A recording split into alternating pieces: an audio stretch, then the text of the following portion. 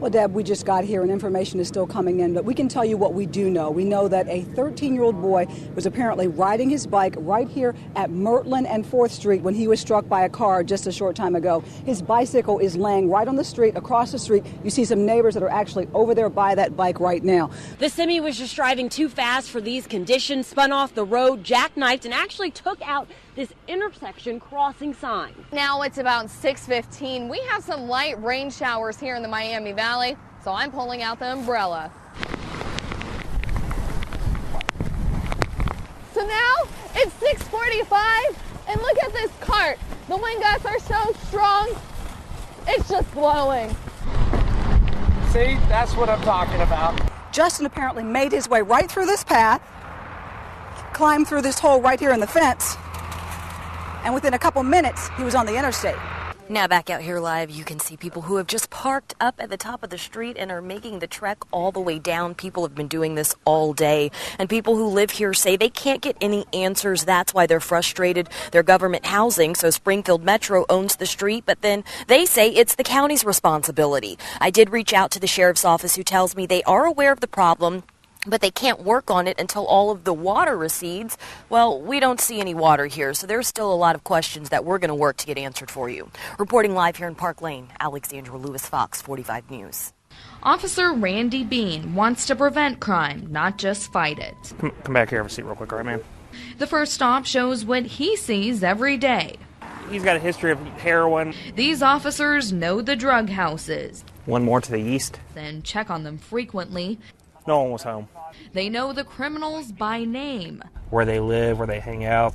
A real and scary problem. A woman transported for a heroin overdose. Brandy, you still staying on Garfield? Remember, this home is going to be a major part of our story later. They're going through the neighborhoods and up through the alleys and around and checking. Beat responsibility is nothing new in the city. It's the new areas of focus that is giving a stronger police presence to the problem areas. They're like cockroaches. They kind of scatter when they see a patrol car.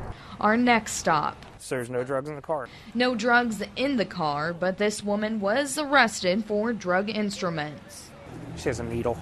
And taken away to be booked into jail. As the sun sets in the city and the moon moves in, so do the problems. Just go out at night and buy. Open the door now! Remember that house we were at earlier? This man found inside the home with a lot of drugs. Officers can't link him to them, though, so he's arrested for failing to register as a sex offender. Crack pipes, that's heroin in there, and that's crack.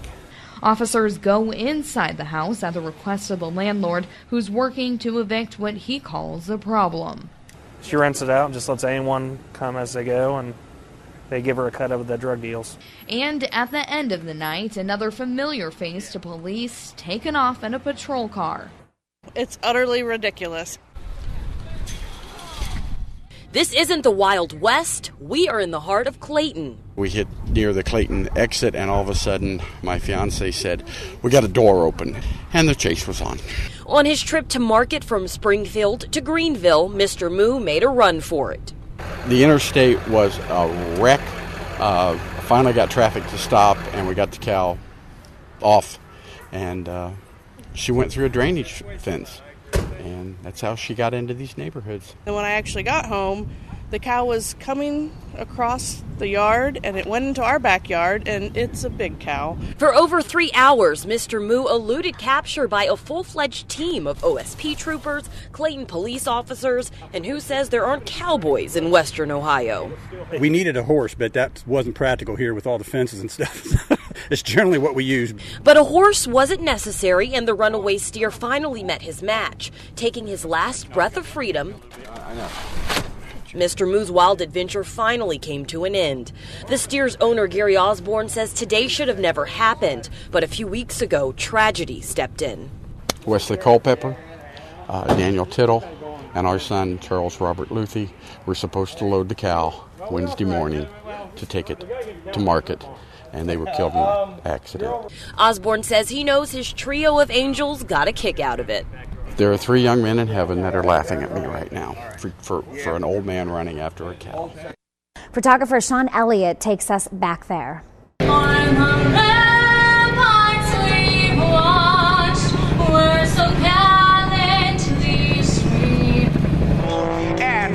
7 and side 8. Ladies and gentlemen, staff.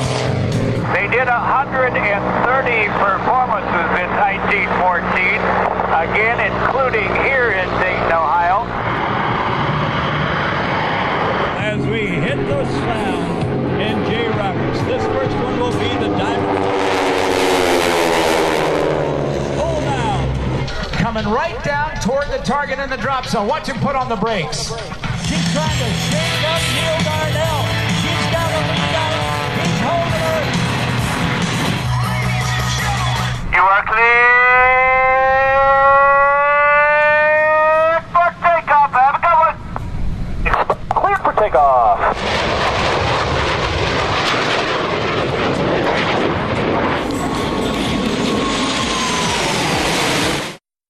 Dayton was only picked in less than 4% of many major online bracket selections. Even beyond that, 0.4% of people on ESPN.com had UD playing Stanford. So it's clear this is a matchup of Cinderella squads. It's a beautiful thing to you know, that people thought that we wouldn't be here, but we're here. It just shows that we can overcome anything. Credit to my teammates, credit to my coaching staff. They done a great job all year just making sure that we keep fighting, and hopefully we can just keep fighting and advancing. Even though Stanford is a 10 seed, not many people had them knocking off Kansas. But the Cardinal have still played in 2 Elite Eights in the last 16 years. Stanford's not a Cinderella. They from the big Pac-12. It's just a game. We're just going to go out there and play as hard as we can and play to advance and push all the other stuff out the door. There's one thing that hasn't changed for the Flyers, and that's the mindset. Even as an 11 seed, UD isn't ready to be done dancing in the NCAA tournament.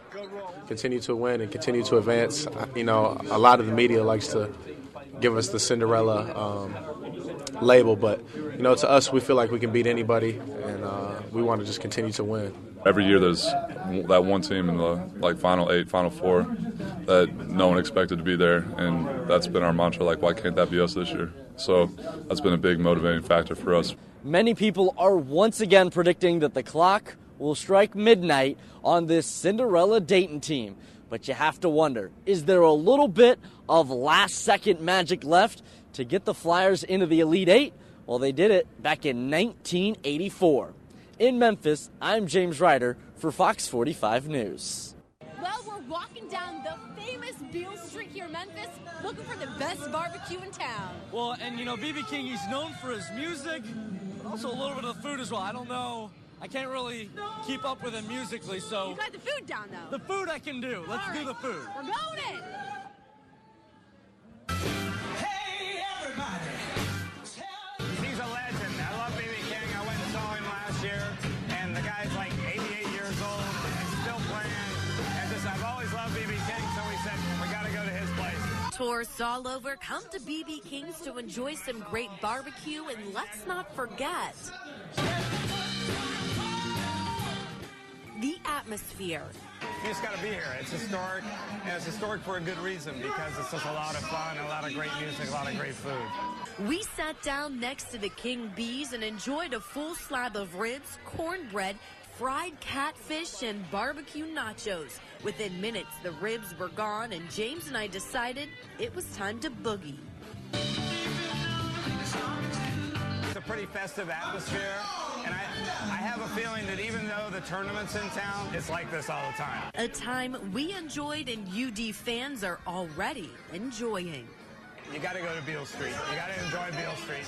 Oh, we are outside B.B. King's. The food was amazing. My stomach is still so full from it. I feel like I'm going to burst. I think, actually, I got some saving it for later. Little barbecue sauce still left on me. Saving it for later. All right. Well, if you're out here and you're in Memphis and you're cheering on the UD Flyers, you got to check this place out. It was delicious. But for now, we're in Memphis. I'm Elise Coulter with James Ryder for ABC 22 News.